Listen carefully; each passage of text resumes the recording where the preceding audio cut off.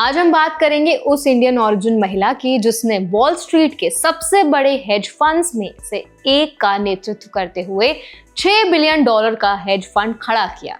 मैं बात कर रही हूँ माला गाउनकर की, जिनका जन्म अमेरिका में हुआ लेकिन बचपन और युवा साल जो थे उन्होंने बेंगलुरु में बिताए।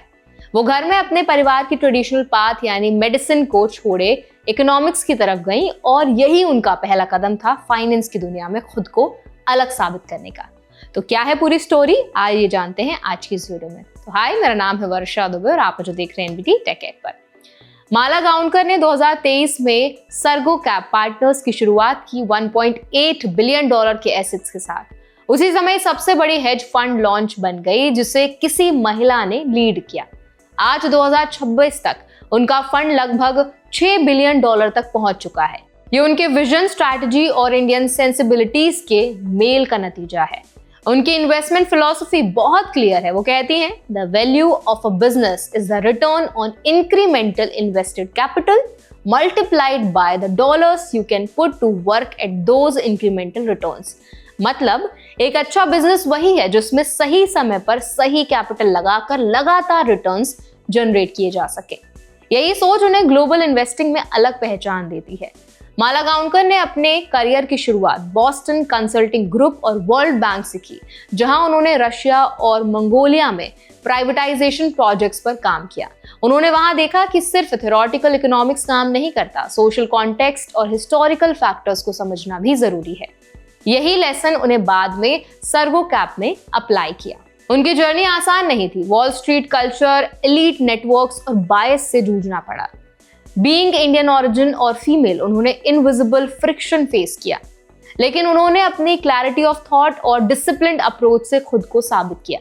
उनका मानना है कि मिस्टेक से भी सीखना उतना ही जरूरी है जितना हम अपने सक्सेस से सीखते हैं। उनकी कुछ नोटेबल इन्वेस्टमेंट डिसीजंस भी काफी सीख देने वाली हैं, जैसे एनवीडिया का एग्जाम्पल।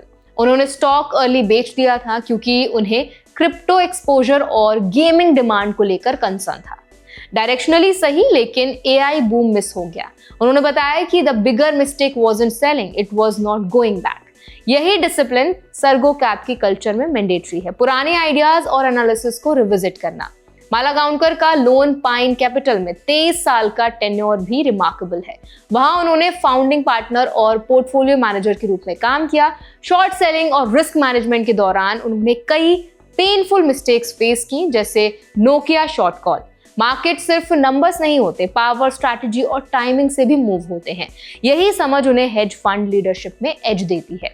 उनकी अपब्रिंगिंग भी अनमैचेबल एज देती है। बेंगलुरु और रूरल एरियाज में एक्सपीरियंसेस ने उन्हें सिस्टम, स्कैरसिटी और इनइक्वालिटी की समझ दी। यही सोच उन्होंने लेवरेज यूज करने में और ओवर इनडेटेड कंपनीज से बचने में लागू की। वो कहती हैं कि heavily indebted companies public LBO की तरह होती हैं, दिखने में स्ट्रॉन्ग लेकिन स्ट्रेस में कोलैप्स होने की जल्दी होती है। सर्गो कैप का मॉडल भी ट्रेडिशनल हेज फंड से अलग है। उन्होंने स्मॉल कोलैबोरेटिव टीम्स पर जोर दिया। जेफ बेजोस की 2 पिज्जा टीम एनालॉजी का इस्तेमाल करते हुए उन्होंने कहा कि we like to stay at 1 pizza box. Indian joint family की तरह डिबेट, शेयर्ड अकाउंटेबिलिटी और कलेक्टिव थिंकिंग यहाँ कोर फिलॉसफी है। सर्गो कैप इन्वेस्टमेंट्स में टेक्नोलॉजी का इन्फ्लुएंस नॉन टेक सेक्टर्स में है, जैसे health care, financial services, industrials और एंटरप्राइज डेटा। यह अप्रोच इंडियन इनोवेशन जर्नी के समान है, कैश से यूपीआई, पेपर वर्क से आधार। हर बिजनेस टेक्नोलॉजी ड्रिवन हो गया है और इन्वेस्टिंग स्ट्रैटेजी में यही एज देती है। माला गाउनकर बायस और कॉग्निटिव एरर्स से भी खुलकर निपटती हैं। वो एआई और डेटा साइंस का यूज इंट्यूशन चेक करने के लिए करती हैं। Teams automated surveys, machine learning और रियल टाइम अडॉप्शन डेटा का यूज करती हैं ताकि डिसीजंस डेलिब्रेट और फैक्ट बेस्ड हों। इंडियन ओरिजिन लीडर्स के लिए ये मेथोडोलॉजी एक शील्ड की तरह काम करती है। मार्केट में स्ट्रेस भी हाई होता है, शॉर्ट सेलिंग इमोशनल और हाई प्रेशर होता है। आप ईयर्स तक रॉन्ग रह सकते हैं और वीक्स में सही। यही साइकोलॉजिकल प्रेशर इन्वेस्टिंग में पावर और रिस्पॉन्सिबिलिटी के साथ आता है। इसके अलावा गाउनकर राइटिंग और फिक्शन में भी एक्टिव है। उनका मानना है कि everything is a narrative, markets move on stories as much as numbers. Writing से उन्हें ह्यूमिलिटी मिलती है और ये लेसन इंडियन स्टूडेंट्स और यंग प्रोफेशनल्स के लिए भी इंपॉर्टेंट है। नॉलेज और स्किल के साथ ह्यूमिलिटी भी जरूरी है। माला गाउनकर का मानना है कि hedge fund industry ultimately meritocratic है। रिटर्न्स जनरेट करें, रिस्पेक्ट मिले, लेकिन रिप्रेजेंटेशन भी जरूरी है। इंडियन ऑरिजिन वुमेन और माइनॉरिटीज के लिए उनका सक्सेस मैप एक्सपैंड करता है और दिखाता है कि ग्लोबल फाइनेंस में भी पॉसिबिलिटीज हैं।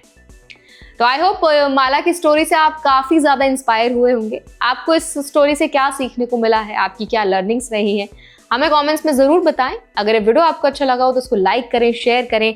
ऐसे और भी वीडियोस के लिए, इंपैक्टफुल स्टोरीज के लिए, इमिग्रेशन के अराउंड वीडियोस के लिए, एनआरआई के अराउंड वीडियोस के लिए हमारे चैनल NBT Tech Ed को भी जरूर सब्सक्राइब करें।